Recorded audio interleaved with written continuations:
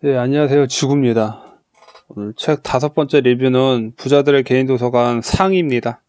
제가 이 책을 리뷰할 때 3개로 나눌 거예요. 상 중 하로요.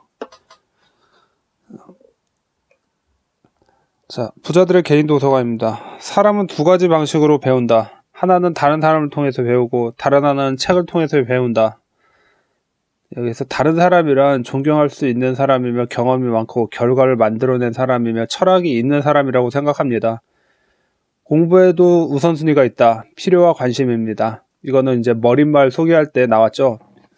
필요는 실용의 영역이고 관심은 교양, 문학이나 예술, 취미입니다.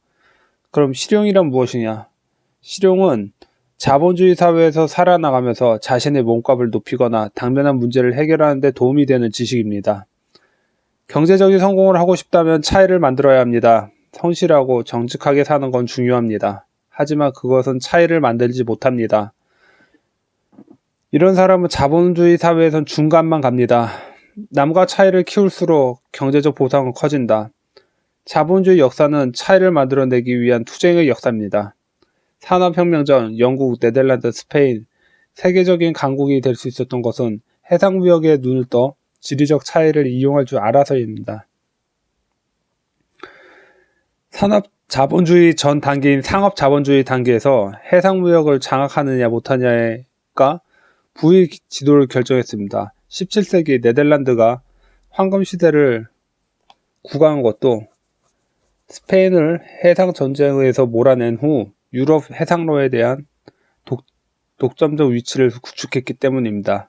그때 네덜란드는 막대한 돈이 유입되면서 네덜란드는 유럽에서 가장 부유한 국가로 자리 잡게 됩니다. 해상 항로 장악으로 네덜란드는 전 유럽의 중개자 및 운송의 역할을 합니다.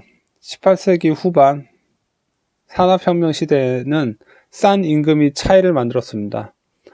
그러니까 이 시대는 산업자본주의가 성립하기 위해서는 산업혁명으로 충분치 않다. 아무리 공장 시스템에 의해 노동자의 생산성이 올라가도 거기에 대응하는 노동자의 실질 임금이 올라가면 이윤이 창출되지 않는다. 그렇기 때문에 산업자본주의 첫 얼굴은 탐욕으로부터 가득 찬 추악한 모습이었습니다. 사회주의 사상가 칼 마르스 같은 이가 나타나 이런 착취를 폭로했습니다. 저는 이 책을 보면서 느낀 게 저는 이 칼 마르스의 사회주의 사상을 되게 싫어합니다. 왜냐하면 차이를 못 만들기 때문이죠. 그래서 나는 좌파 민주당이 싫었고요. 문재인이 싫습니다. 민주노총도 역겹게 생각합니다. 재벌을 없애고 그들의 곳간을 털자라는 발상 자체는 18세기 후반에 노동자의 환경이 최악의 상황에서 만들어낸 이념이었고 그 이념을 무지한 국민들의 표를 얻기 위해서 사탕발린 말에 이용합니다. 또한 이런 사회적 이념은 팸이라는 미친 사회적 정신병이랑 연결됩니다. 여자는 돈을 못 버는 이유는 사회적 유리천장이 문제가 아니라 그들은 사회적 차이를 못 만들고 있고 차이는 경쟁이고 경쟁은 곧 가치를 만듭니다. 18세기 산업혁명은 일거리 없는 농촌 사람들이 일이 있는 도시로 몰려와서 노동력이 풍부했고 그로 인해 기업주가 노동력을 낮출 수 있었지만 그 이후로 노동 생산성과 실질 임금과의 구조적 차이에 더 이상 의존할 수 없게 됩니다. 한마디로 노동값이 뭐 그렇게 노동력의 가격의 폭을 줄일 수가 없다는 뜻이에요, 이게.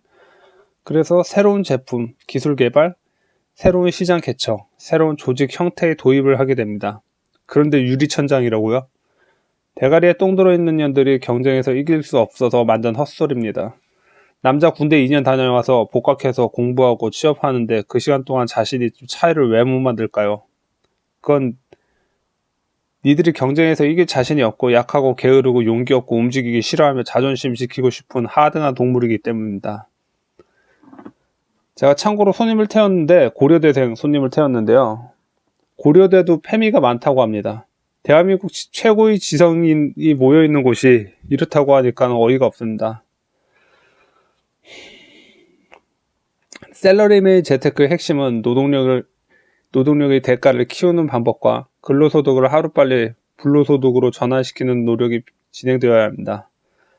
그러니까 전자는 창업이고 사업을 하는 것이고요. 후자는 주식, 부동산, 각종 예금에 투자하는 것을 의미합니다. 경제는 차가운 피가 흐릅니다. 경제는 윤리학이 아닙니다. 차과 선을 따지지 않습니다. 어떤 정부도 모든 계층을 만족시킬 수 없습니다. 부자들이 좋아하는 정책이 서민이 싫어하고 서민을 위한 정책은 부자들이 싫어합니다.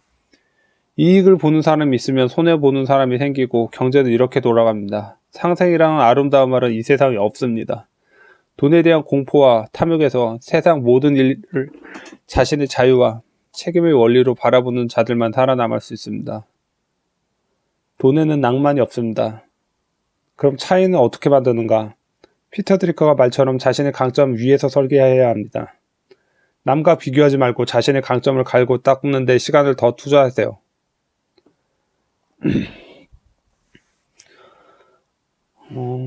이거에 대해서 간단한 예를 한번 만들어 보겠습니다. 어떤 예냐?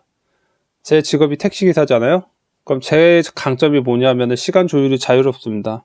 운동을 할 수 있고요. 책을 볼 수 있습니다. 다양한 사람들을 조우할 수 있고 그들에게 정보를 얻을 수 있습니다. 물론 개노답 인간들도 만나면 무척 힘듭니다. 아는 게 많으면 사람들의 행동을 통해서 정보를 얻을 수 있습니다. 좋은 병원이 어디고 어느 의사가 잘하며 의료사고가 생긴 곳이 어딘지 저상가가 오래 비어있고 상권이 살았는지 유동인구가 어느 정도 흐르는지 손님과 대화 연습을 할 수 있습니다. 물론 택시기사들이 무식하다고 생각해서 말을 안 받아주는 경우가 있지만 저는 괜찮습니다. 네, 오늘 부자들의 개인 도서관 리뷰는 여기까지 하겠습니다. 좋은 하루 되십시오.